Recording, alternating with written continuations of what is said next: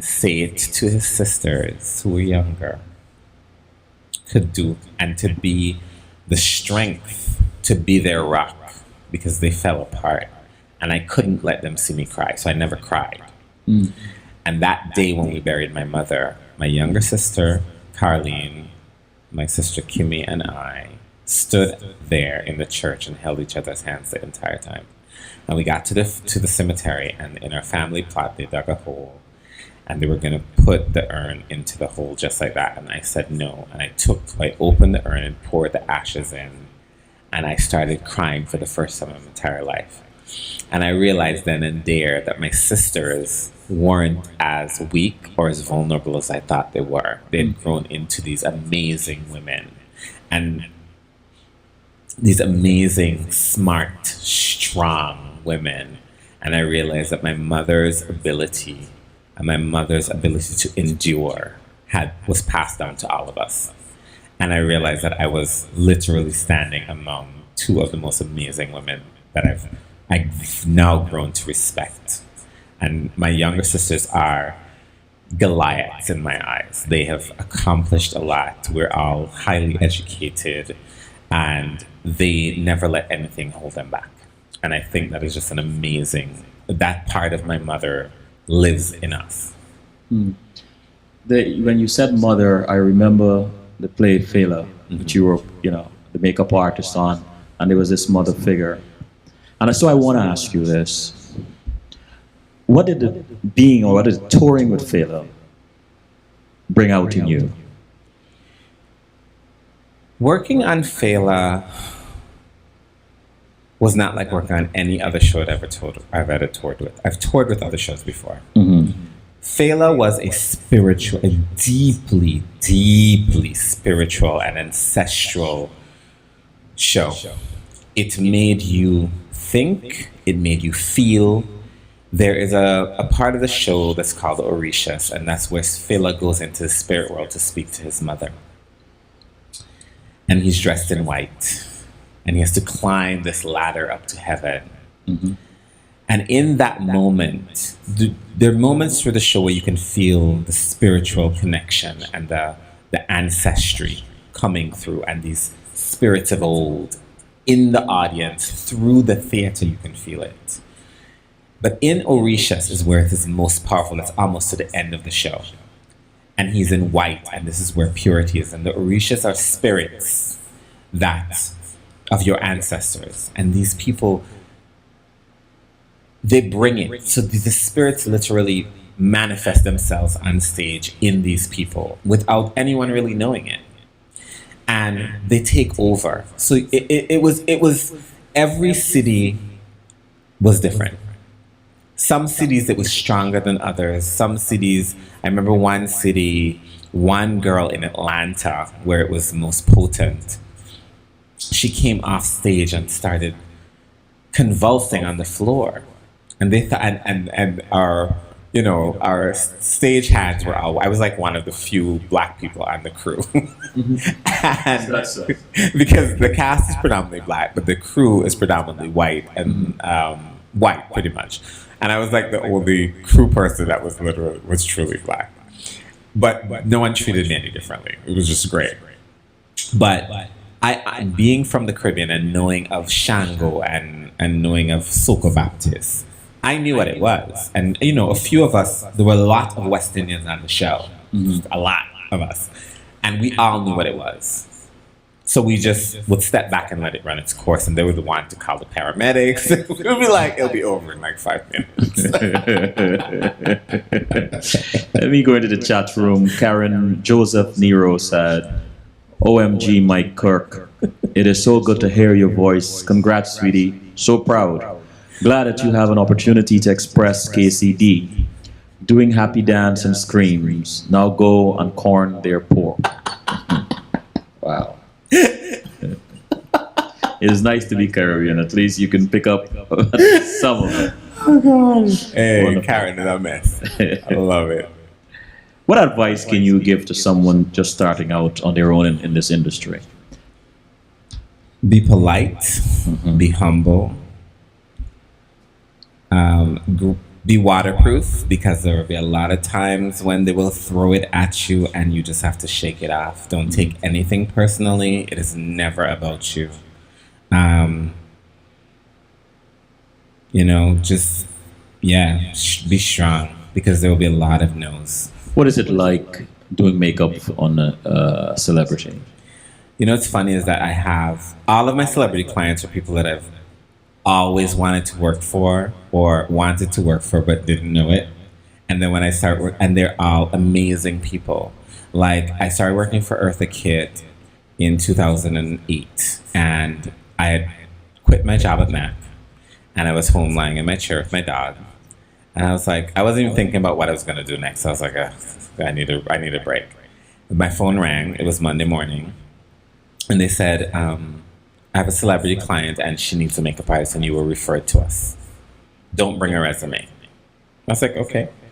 Tuesday morning, I walked in, and I walked in the room, and the chair was turned around, and then the person swung around, and it was Eartha Kitt, and she looked at me up and down.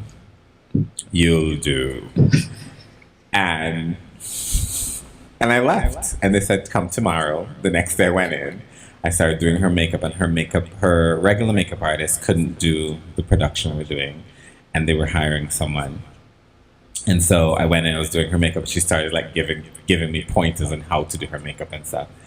And I gave her like 5 minutes worth of talk time because I just, I'm good at what I do. Mm-hmm. And she kept talking, to my eyelash like this and then I gave her 5 minutes, and 5 minutes later the West Indian came up. I said, listen, Miss Kitt, I mean no disrespect. I said, but I'm very good at what I do, and I'm not a short Mexican. You're not a what? A short Mexican. And she looked at me, and I swear to God, she was going to fire me right there. She says, I fired people for less. I said, then you would have to go ahead and fire me. I was terrified, but I was just, and she said to me, I will keep you. She says, where are you from? I said, I'm from the beautiful island of St. Vincent and Grenadine. She says, oh, island men, I love them. She's like, I'll keep you around. And she literally became my best friend. Hilarious. Truly the embodiment of what it means to be a lady. It was her. And then I've worked for Smokey Robinson, his wife. And when I tell you, amazing people, no airs, just regular people that just happen to be really great at their craft. Mm-hmm. And Smokey is gracious. He comes and he gives me a big hug every time he sees me. And he said, how you doing? And we talk about the Caribbean, and we watch boxing, and he'll be watching wrestling. He likes wrestling. So we watch wrestling or, a boxing match. And, he really gets into that. And he's just really a nice man. Mm-hmm. And I found that on Broadway, I worked for LaShawn's, whose husband died in 9/11. And again, a beautiful spirit, a beautiful soul, simple people. They are just masters of their craft and just genuine. Like I've been really fortunate to meet genuine, true people. Tashina Arnold, same thing. Always laughing. Orlando Jones is always a comedian. In front of the camera, behind the camera, under the camera, over the camera. The camera in his belly. He's just naturally, truly a comedian. What do you enjoy most about your job and career? I love that I get to meet amazing people who I look up to. And what turns you off in your field? Assholes. Mm-hmm. There are many of them, and they're not the people. They are the people that work for them. And then let me ask you this. What do you love most about Cork, Cambridge, Peche? I love that I never see things the same way twice. And what drives you nuts about being that person, about being who you are? That I'm so meticulous at everything I do. What is your pet peeve, if any, about the makeup industry? People that do bad makeup and pass it off as fabulousness. Who would you like to work for in the future?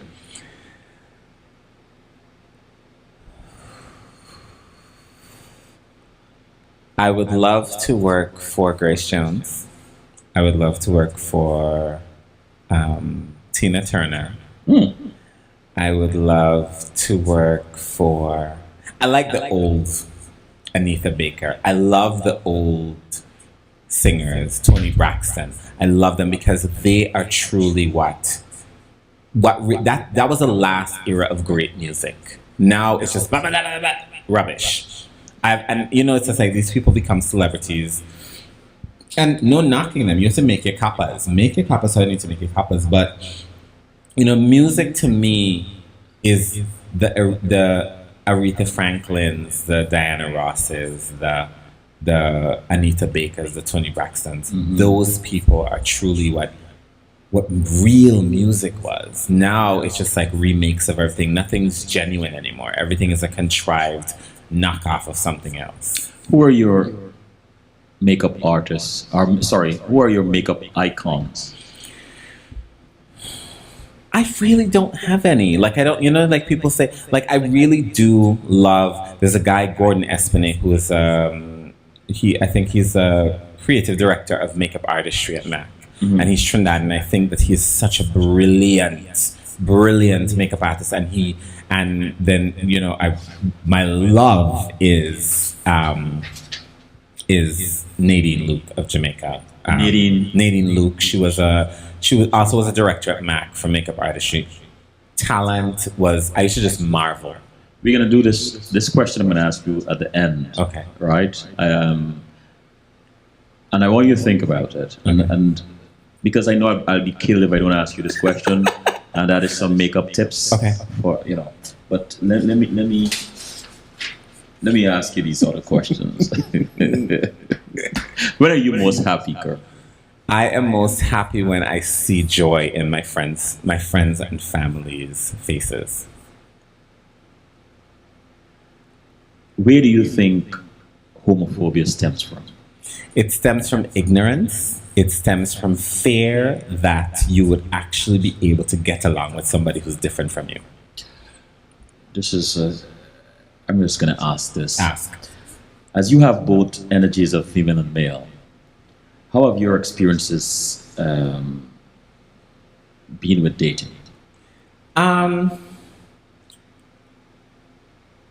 Dating for me is, I'm very particular. Mm-hmm. So I don't just date. I date people who are smart and people who are successful. People who genuinely have a love of family. Yeah, so dating for me is, I'm my own worst enemy in dating. So I always, and the fact that I have this ability to, because when I worked for Mac would send us to all these trainings as managers to get to know people. So we'd train with people from the FBI, CIA, whatever, to detect personality traits. And so that way you're able to best give customer service geared to those people. So that, sometimes you might come and someone have an attitude and you take it personally, she don't like me. Person it has nothing to do with you. Mm-hmm. The person has their own thing going on. So now you have to go, I think this is a good shade for you or whatever, and try to create a balance. Mm-hmm. So that now they trust you. And so I started putting that into my own life scenarios. And so now within the first 20 to 30 seconds of meeting someone, I figure them out. Mm-hmm. But then I would give them the opportunity to prove me wrong. Mm. And so within the space of a week, I'd figure out that they're really, I can't be out with you. So I would walk out on dates. I'd get up and walk. And they'd be like, where are you going? I said, this date is officially over. And bounce. Just out of curiosity, Kirk, knowing what you know now in the industry, if you had to do it over, what would you change, if anything? Nothing. Amen. What are your real concerns, your deepest concerns and fears about the future of lesbians and gays in the Caribbean? I think that the fact that you really you have human rights, but you don't have sexual rights, that's the problem. The fact that now governments are talking about enacting those laws, those barbaric laws that are on the books that still say, that are in most of the Caribbean countries, actually all of them, that say if you're suspected of being gay or homosexual or whatever, they can lock you up and imprison you, come into your home They can come into your home if they suspect you're gay and arrest you for being homosexual and arrest you with no questions, no nothing.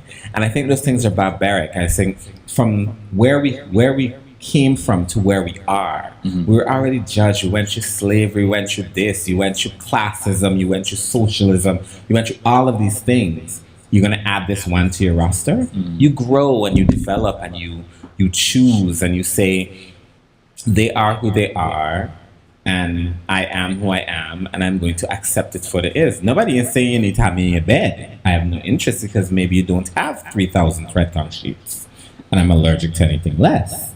But, it's just like, and people, like, who is, like, I don't consider myself, and everyone who knows me and who's listening and who knows me would say I'm not like I'm not like any other gay person anyone ever meets. I do not agree with everything. I don't agree with everything that the gay populace says. And there's this thing that they say, oh, it's like being black. No, it ain't like being black.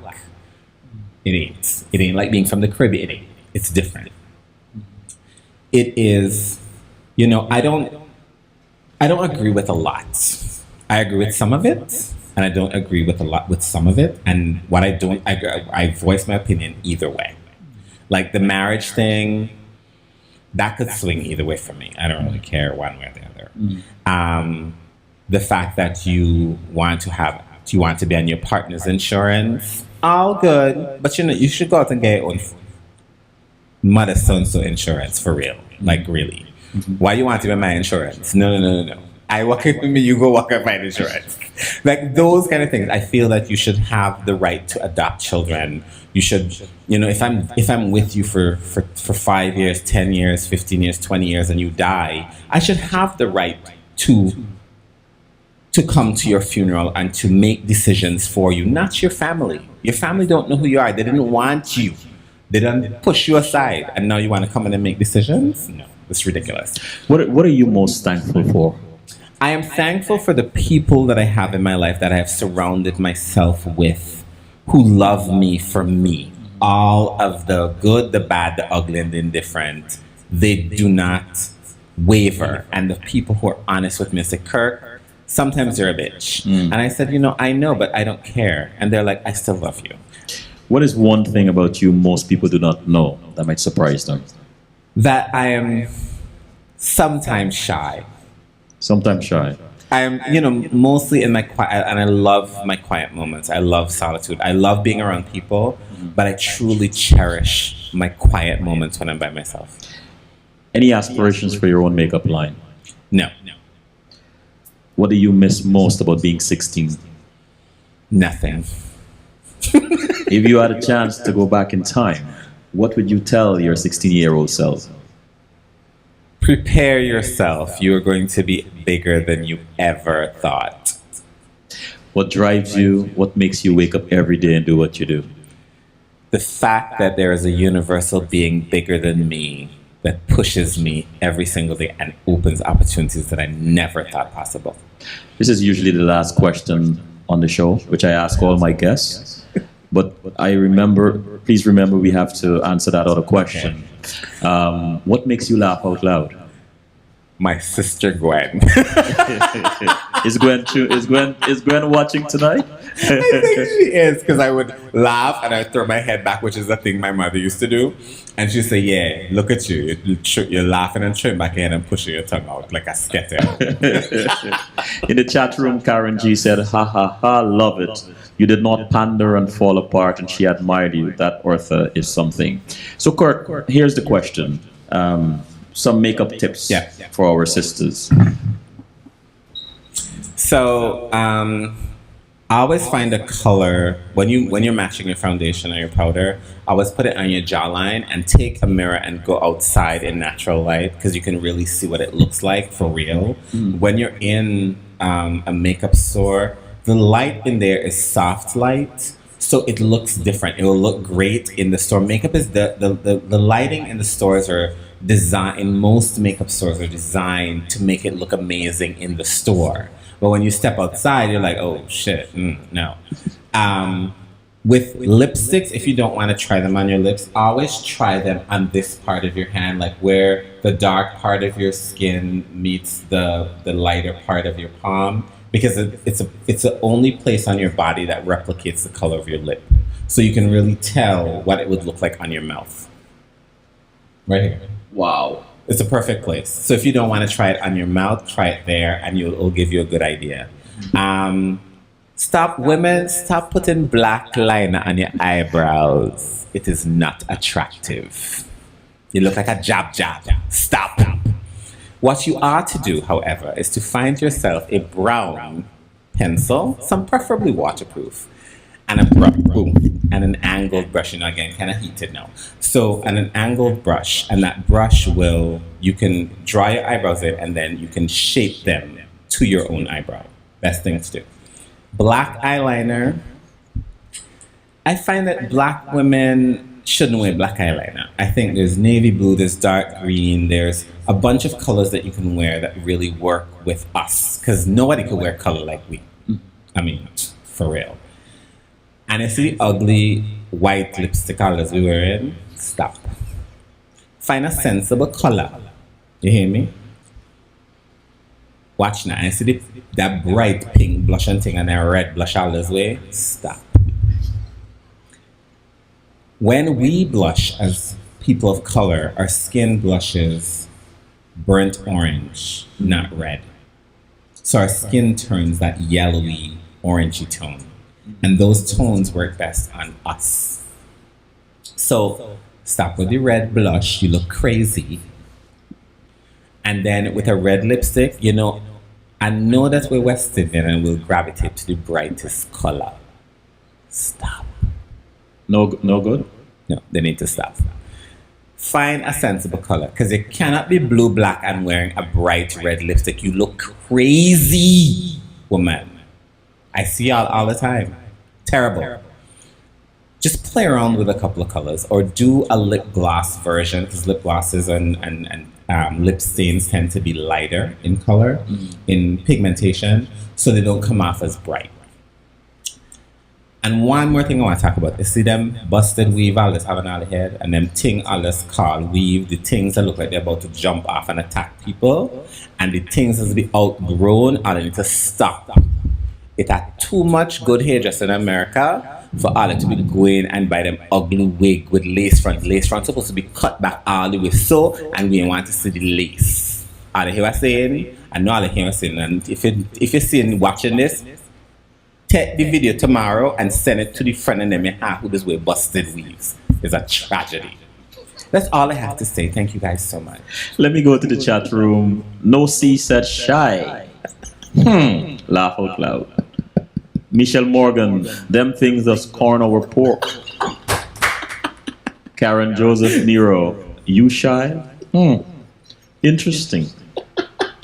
No C said, love navy blue. That's my girl. But Kirk, this has indeed been. It's been a great evening, and thank you for coming on and sharing your experiences. Thank you for being so candid. Thank you for giving us glimpses into your life. I think that was important, especially for young people that are listening tonight, and especially for young people who might be having problems with their sexuality, to see somebody like you accomplished and speak so frankly about who you are. And I think that was courageous. I guess for you, it is probably no courage, but again, thank you for coming. Thank you for having me. It was really great. It's really nice to be able to sit in a forum like this and just give information. Anything surprised you about CWS? I'm surprised at how relaxed it is. I'm surprised at the atmosphere that you've created. Like as a West Indian, sometimes you kind of walk into a situation with another West Indian, you're just like, okay. And I really did psych myself and say, I'm just going to go with the flow. And it's brilliant because when I came in, we started talking and you made it very easy and you made the atmosphere really amazing to do what we just did. And I applaud that. Thank you, sir. Thank you. And this is Selwyn saying, fear not what fear whispers to you, fear your obedience to it. Good night.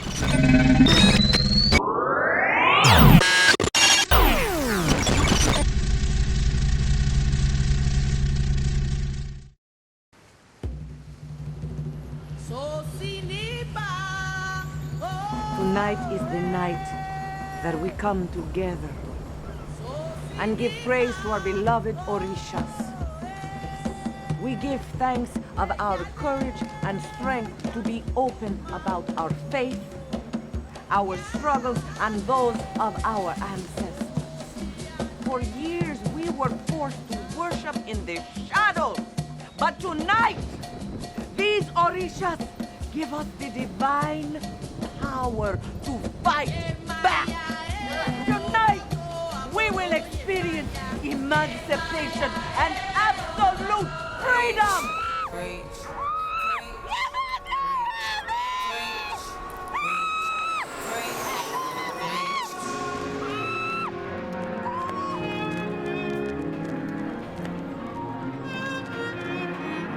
This baptism will revoke any evil inside you. Trust me. As long as you serve this God, the only God, you'll be fine. Jadoki told me that Yemajai be visiting you in your dreams frequently. No, it was a long time ago. But you shouldn't force me to go to church. I'm 18 now. But you're still a child. And I'll be damned if I allow you to bring that condomble shit into my house. Mom, I'm just trying to find myself. So go. Find yourself. Wade in the water. Wade in the water, children. Wade in the water. God's gonna trouble the water. Wade